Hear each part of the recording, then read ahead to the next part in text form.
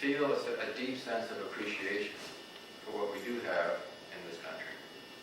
And I needed to say that. Having said that, my belief is that this country and we as its citizens could be so much better. I have to ask myself the question, though, as to why are we here this afternoon? What do we hope to accomplish? Is it to share some of ourselves with you? Is it to demonstrate how well we have, in my case, memorized the party platform? And by the way, I think I'm both a really smart guy and a really dumb guy. Smart, maybe because all through my life I've been told that by many people who are me. Dumb because no matter how hard I try, I can't seem to wrap my mind around all the figures that you're going to hear today. You know, we've increased our spending by $1 billion, 500 million. I don't know what to do with all of that.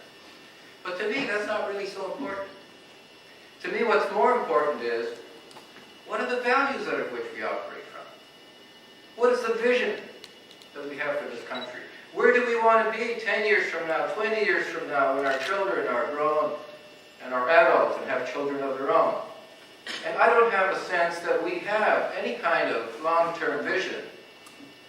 I'm in this game, and believe me, largely it is a game, and I don't like the game. I'm in this game because the problems that I see are so overwhelming, and yet we keep having governments and leaders that don't demonstrate leadership. Their vision only goes as far as the next election. And information is distorted and manipulated. Leadership is about looking ahead. It's about doing the right thing. It's not about getting up in the morning and deciding where everybody wants to go and what they want to hear and then telling them that. The Green Party, when I looked around, seemed to have more of a sense of vision.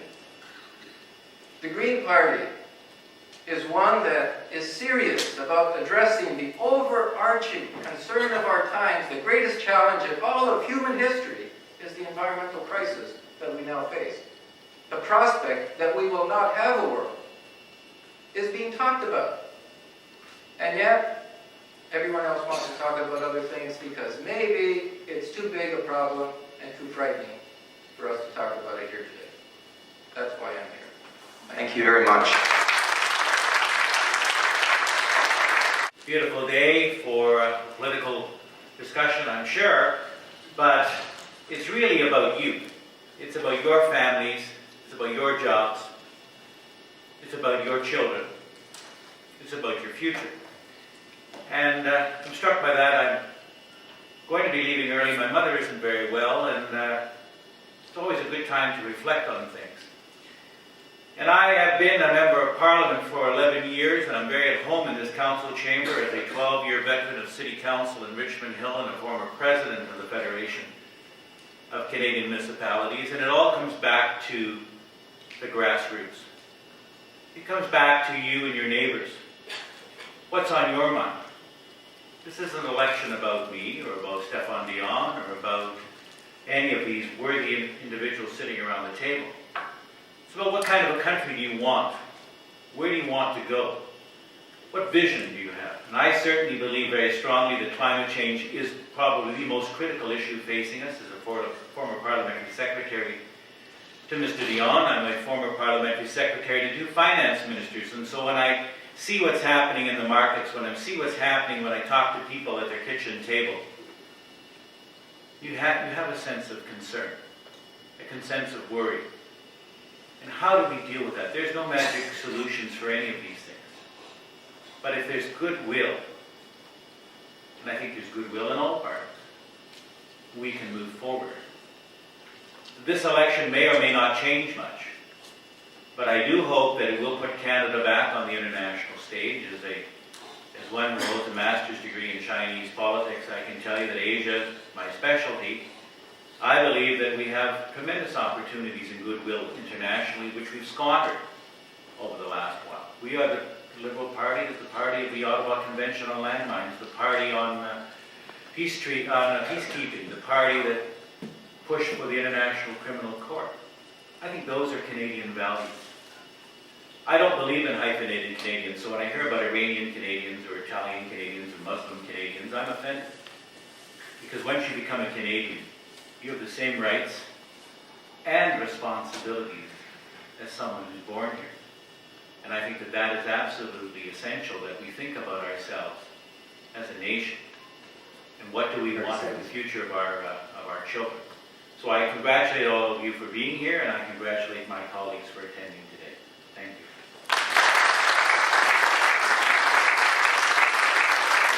Mr. Chair, I would like to begin with again thanking the Iranian Canadian Congress for putting this event together. My question is for all parties, actually. As you know, Premier Dalton McGuinty has started a campaign called Fairness for Ontario. We know that every year Ontario sends $20 billion to Ottawa for distribution to other provinces. On top of that, Ontario unemployed workers receive $4,600 less than any other unemployment worker in other provinces of Canada. In addition, Ontario received less than almost $1 billion, exactly $773 million in help transfer from Ottawa. So when you add all these figures together, Ontario receives something less than $23 billion a year from Ottawa. What is your party's position on getting this back money to Ontarians, particularly in this very challenging economic time? So I expect at least one person from every party to respond to my question. Thank you very much.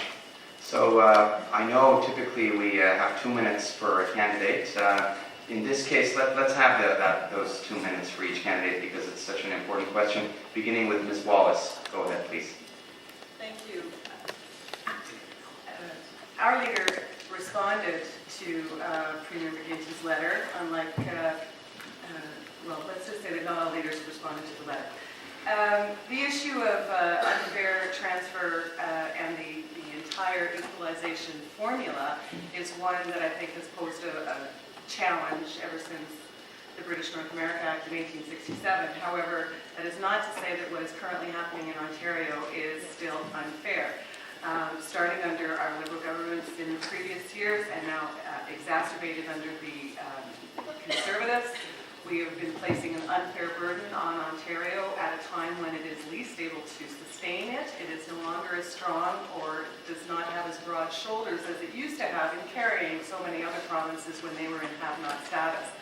And so the unfairness of that now that many of those provinces have benefited from, well, mostly resource revenue, we need to address that in a comprehensive way. What we need to do, and what our platform is advancing, is making sure that when transfer payments occur that are specifically targeted to certain areas, that funds are actually used for in those areas. And we have a disharmony and a disconnect right now between the federal and provincial governments. One of the reasons for that, perhaps, is because the current government doesn't speak to its provinces very frequently. And that's an easy step that could be taken to actually listen to the needs of the provinces.